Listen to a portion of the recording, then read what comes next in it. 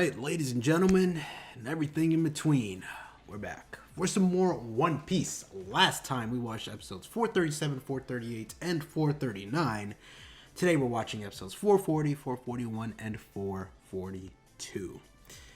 In the last video, we got into quite a strange but refreshing situation, I must say. You know, One Piece never refuses to surprise me with their unique characters and, I guess you could say, intriguing situations. Like, it's a very refreshing take on this sort of typical world of fighting and stronger enemies. You know, we get to have a bit of fun and a bit of a realistic take on situations like this. And, you know, if you think about it, if the real world had all this craziness like devil fruits and pirates and corrupt governments, one of those things are true, but, you know, if it was in the real world, you know, you would have people of all types of walks of life getting these abilities, not just the typical, I guess, stereotypical main lead character or whatever, or just the group of characters you'd expect to have powers. Everyone would have powers. And we got to see it in its best form, or I guess craziest form, with the introduction of Emporio Ivankov, the Okama Queen, and this whole group of newcomer, I guess a sort of all-inclusive group of people that, you know, they break the walls of every typical standard of I'm just trying to navigate the words here, like, because it's so wild the way Oda creates these things, and, like, you know, trying to understand and piece together. And I didn't write notes, so, you know, I'm just going off the top of my head. You know, it's not scripted when your boy don't got notes. I still have to go over and you know, write stuff down about everything. I'm just like freeballing it because I'm binging right now. But the newcomer is sort of like a all-inclusive, no walls, no labels, nothing like that. It's just free group, free world, freedom. That's all it is. Just freedom of everyone coming together and doing what they do best, and that's partying. Who doesn't like to have a party? I don't care who you are, what race, what gender, don't matter. Everyone likes a good party. You got some booze, you got some music, you got some dancing. Everyone can have a good time. So, beyond all the fun, happy, nonsensical situations that we were going through there, we got back to the ground floor, got a bit of realism here, took a quick step into reality, I guess, with what's going on. Ace's execution, Luffy's poisoning, Bone Clay's frantic plea to Eva to heal up Luffy, and Eva's just like, look, man, y'all call me the Miracle Man, y'all call me a god, whatever, look, I ain't none of that, okay? I'm just a person trying to live their life the way they want to live it, and I give people the tools to, you know, do what they can with the tools that I give them, and if they could do what they want to do with the tools, good for them. It's all up to Luffy. Luffy's will, Luffy's, I guess, is how much he wants to live, and you know, how badly he wants to save Ace.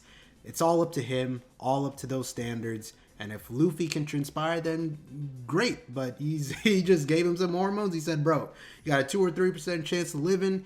You do what you want with that. And Bone Clay's over here crying and begging to Eva. He was like, look, man, that's not how it works.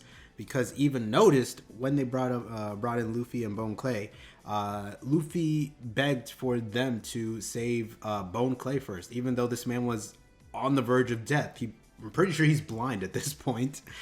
His arms and legs probably can't feel anything in his body. His whole body's completely numb, hardly able to form a sentence. And he's out here saying, save Bone Clay first.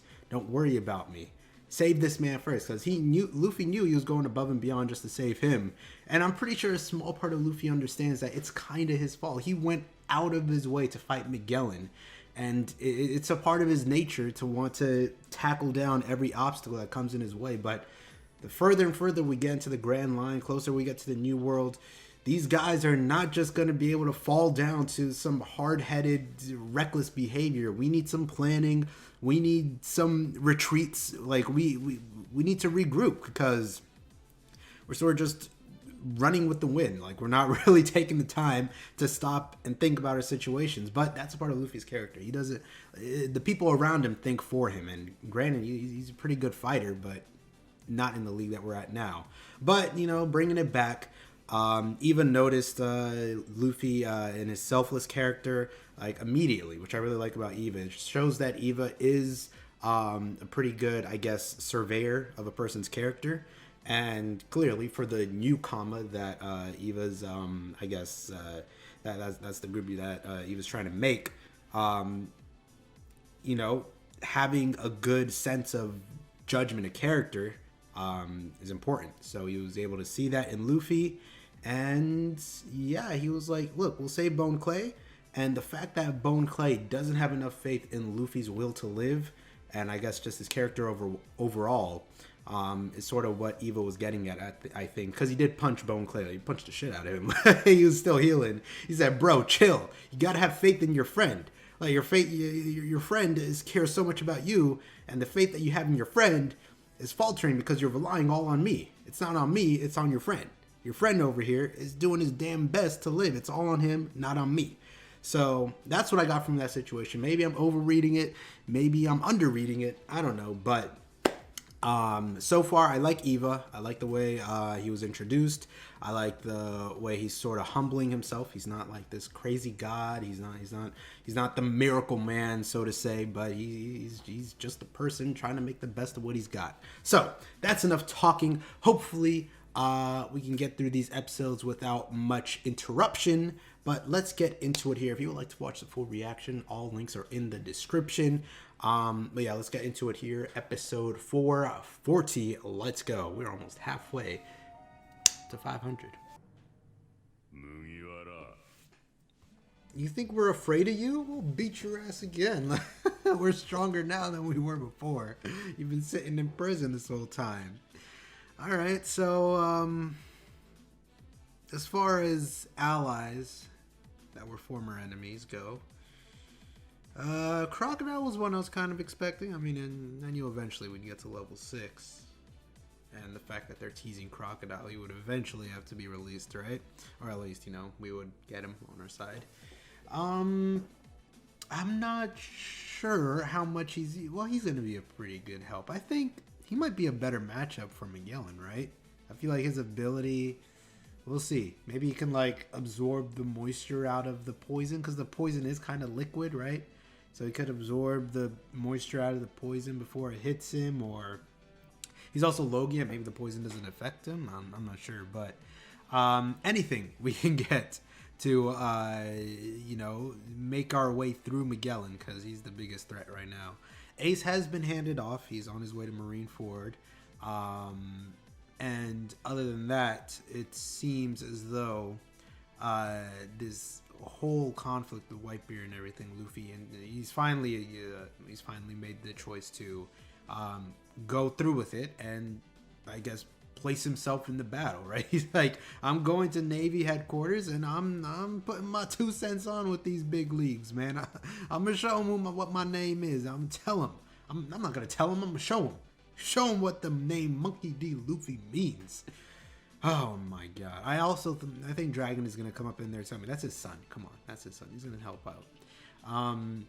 Shanks is coming in as well. He seems like the family uncle almost. Like he knows Luffy like that, and I'm assuming he cares about Ace to some extent. So Shanks, Whitebeard, Dragon, Luffy, they're pissing off some dangerous people, that's for sure.